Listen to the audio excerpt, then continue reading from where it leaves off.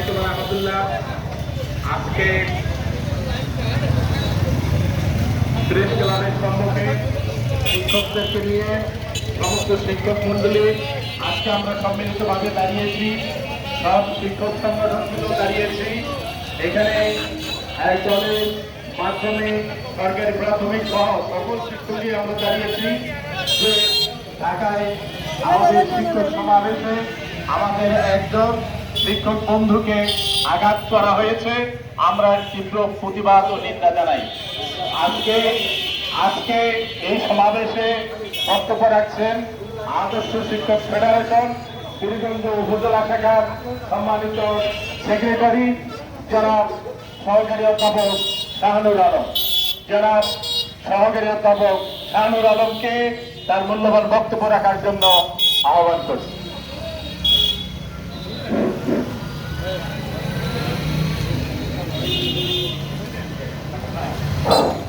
أعوذ بالله من الشيطان الرجيم بسم الله الرحمن الرحيم সংগ্রামী পীরগঞ্জবাসী, আপনারা জানেন বিগত 12 অক্টোবর পূর্ব ঘোষিত 53-54 বছরের শিক্ষকদের বারবার বাংলাদেশ সরকার, আমাদের নিজস্ব সরকার পাশ কাটিয়েছে, আমাদেরকে রাজপথে রাখতে বাধ্য হয়েছে।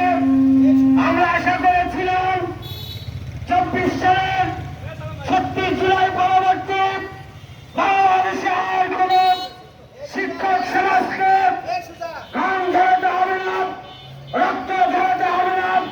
সেই প্রত্যাশা নিয়ে আমরা বর্তমান ইন্টারিম গভর্নমেন্টকে অবহিতকরণ করে ঢাকায় অবস্থান করছিলাম। ঠিক তেমনি মুহূর্তে ভাবছিলেন বসে থাকা বেশিরভাগের দূষণ এখনো যারা তাদের চরিত্র বদলায়নি, আমাদের এই শান্তিপ্রিয় আন্দোলনকে অবাধিত অস্বীকারের জন্য অবাধিতভাবে ডিসি মাসুদের নেতৃত্বে হামলা চালিয়ে আমার সহকর্মী শিক্ষককে রক্তাক্ত করা হয়েছে। আপনারা জানেন আজকের শিক্ষক সমাজ, আজকের দিনে পীরগঞ্জের এই শান্তিপ্রিয় 5 লক্ষ জনগণে আমরা সকল শিক্ষা প্রতিষ্ঠান থেকে এখানে আসার কথা না, কিন্তু দুঃখজনক হলো সত্য যে যখন আমার শিক্ষকের রক্ত ধরানো হয় আমরা বসে থাকতে পারি না। আপনারা দেশবাসী একটু বিবেক দিয়ে বিচার করে দেখুন, আমরা শিক্ষকরা কি বেশি দাবি জানিয়েছে নাকি? আমাদের মাত্র 20% বাড়ি ভাড়া, 75% উৎসব ভাতা, 1500 টাকার চিকিৎসা, এই ন্যূনতম দাবিটুকু বাংলাদেশ সরকারের পূরণ করার মতো যথেষ্ট সাধ্য রয়েছে। কিন্তু অনেক আমলাতান্ত্রিক জটিলতার কারণে আমাদেরকে বারবার প্রতিশ্রুতি দিয়ে বাস্তবায়নে আপনার শুধু তাও বাহানা করা হচ্ছে।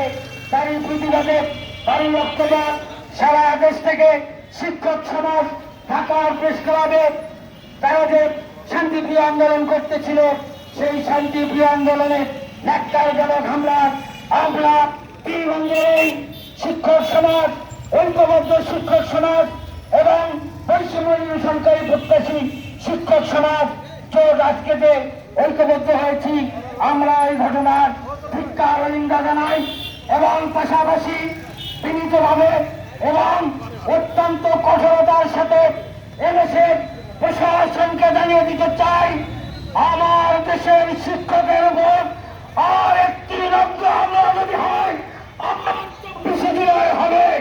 আবার আমরা আমাদের ছাত্র, অভিভাবক, এদেশের সকল শান্তিপ্রিয় শিক্ষক সমাজকে নিয়ে আবার আমরা এদেশকে সেই পেটুয়া বাহিনী, পেটুয়া বিরোধী মুক্ত করেছে ইনশাআল্লাহ। আপনারা হুঁশিয়ার হয়ে যান।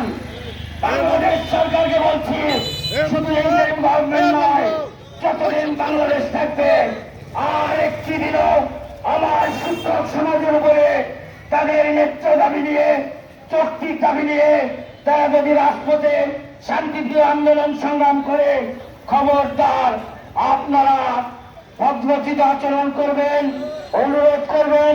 আমাদের যদি কোনো ত্রুটি থাকে আপনারা শুধরাবেন, কিন্তু রাষ্ট্রীয় টাকায় পেটুয়া বাহিনী হয়ে আমাদের ট্যাক্সের টাকায় চলে আমাদের উপরে এই ধরনের ন্যাক্কারজনক কোনো হামলা দৃষ্টতা প্রদর্শন করবেন না।